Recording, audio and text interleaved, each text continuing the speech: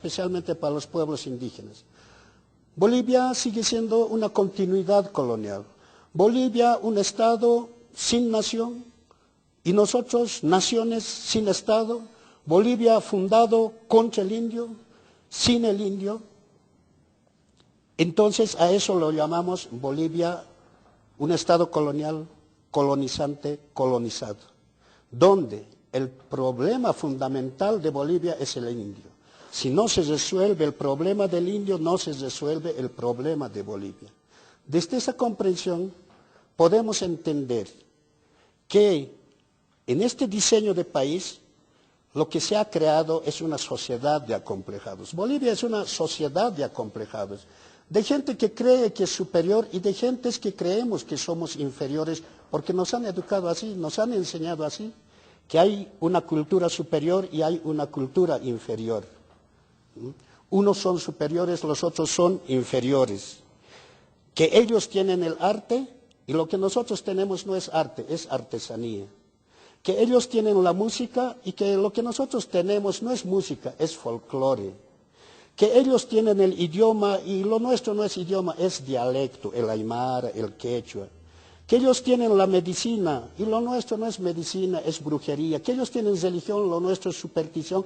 Eso es la sociedad de acomplejados, que nos hacen creer que por el hecho de ser de una tez más blanca son superiores y nosotros, por el hecho de ser morenos, bajitos, somos inferiores.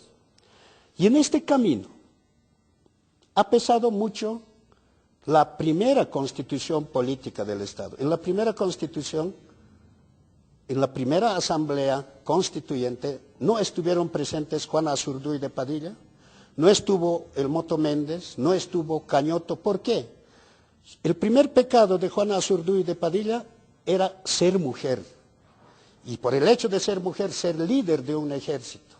Pero además ese ejército compuesto por indígenas. Entonces el tema racismo y patriarcado se incorporaba en el desprecio a Juan Azurduy de Padilla para no permitirle ser parte de la primera asamblea constituyente. Entonces, este tipo de Estado colonial, colonizante, tiene sus armas fundamentales que hasta el día de hoy no han variado un solo milímetro. Educación, religión y las leyes. Armas fundamentales del colonialismo. En la educación, por ejemplo, un niño desde que nace hasta los 6 años está con su papá, con su mamá, vive ese mundo, el mundo de la comunidad. Pero una vez, como tiene que aprender a leer y escribir, entra al otro mundo, donde le dicen que es prohibido hablar aymara, eso, prohibido hablar quechua, aquí se habla castellano. Desde el principio de la educación, este niño se bloqueó, se neutralizó, se calla hasta el día de hoy. Y en la escuela poco a poco le irán incorporando otros valores, otros principios, y poco a poco este niño, 10 años, 11 años, aprenderá que ponerse terno, corbata es progreso y ponerse poncho es atraso. Que ponerse pollera es atraso, que ponerse vestido es progreso. Que hablar aymara, quechua es atraso y hablar castellano es progreso. Están cambiando la educación, la estructura mental del niño. Y junto a eso, la historia oficial de puros líderes blancos, Eduardo Abaroa, Simón Bolívar, o el hecho de cantar himnos coloniales, todos los himnos en nuestro país son coloniales, tienen un profundo mensaje ideológico colonial. Por ejemplo, el himno a Oruro, cual Colón otro mundo nos da, nos dice gracias Colón, nos has dado otro mundo. O el himno a Santa Cruz, la España grandiosa, conado, benigno, aquí plantó el signo de la redención. Gracias España, gracias por la conquista. Entonces, toda la educación tiene elementos colonizadores, colonizantes, y ahí se incorpora la forma de educación, una educación domesticadora, de educación al buen salvaje, mientras que la educación del otro, del que tiene el poder, es diferente.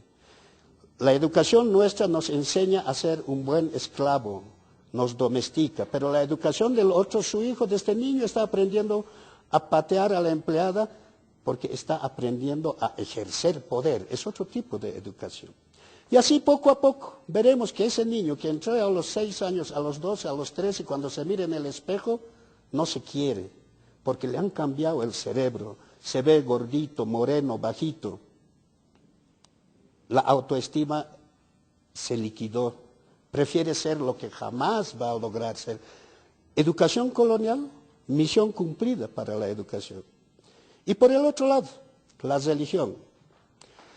La religión que tiene muchos puntos que se podría tocar, pero yo me quedo con esto, por ejemplo, de los mitos. Dice que Adán era feliz en el paraíso, pero por culpa de Eva, que le ha hecho comer una manzana, Adán es expulsado del paraíso. Y por lo tanto, la religión ha creado preceptos religiosos en contra de la mujer, a partir de este mito. La mujer pecadora en potencia. Y esos preceptos en contra de la mujer se han convertido en conductas cotidianas de la sociedad, y esas conductas se convirtieron en leyes en contra de la mujer, a partir de esto. El tema de la Inquisición, millones de mujeres a la hoguera por el hecho de ser lindas o por el hecho de ser más inteligentes que el hombre, porque no se puede concebir una mujer superior en inteligencia que el hombre, porque la concepción era mujer inferior por naturaleza. Entonces en las leyes podemos ver cómo en el cotidiano nosotros repetimos estos temas de degradación de la mujer. Cuando uno invita a una fiesta a alguien se pone, ¿no? Señor Juan Fernández y señora. O sea, no se pone el nombre propio de la mujer, sino se lo toma como algo accesorio y lo tomamos con naturalidad. Así se fue construyendo patriarcado. Entonces, si vemos la religión más profundamente, va en contra totalmente de nuestros preceptos de los pueblos indígenas. En nuestra religiosidad, todo es dos. Hay un sexo sagrado macho, hay un sexo sagrado hembra.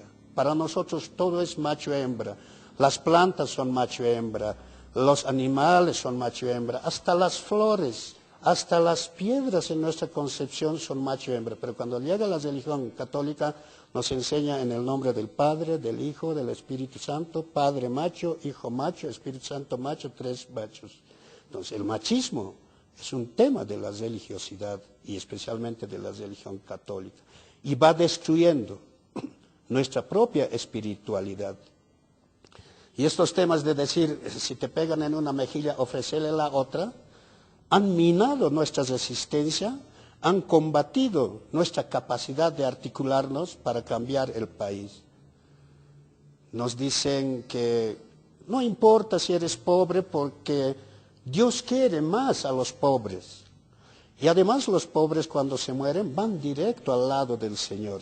Entonces uno quiere ser pobre, asume ser pobre, desea ser pobre, acepta ser pobre porque es la única condición de tener un boleto al cielo. Y cuando preguntamos, ¿y aquel millonario qué vamos a hacer? No te preocupes, ese va a ir al infierno. Y así desarman permanentemente nuestro espíritu de lucha. Educación, religión y sobre eso las leyes. Tenemos tantos abogados en el país, pero toditos son, como dice Fausto Reinaga, son gente que no ha podido crear nada, nada propio. Nuestras leyes vienen desde los códigos napoleónicos, las leyes romanas, sistema presidente-vicepresidente, sistema norteamericano, sistema prefecto-subprefecto, corregidor, sistema español, defensor del pueblo, el ombudsman, sistema nórdico. ¿Qué cosa es nuestro? No hemos tenido la capacidad de crear algo desde nosotros mismos. Entonces, educación, religión,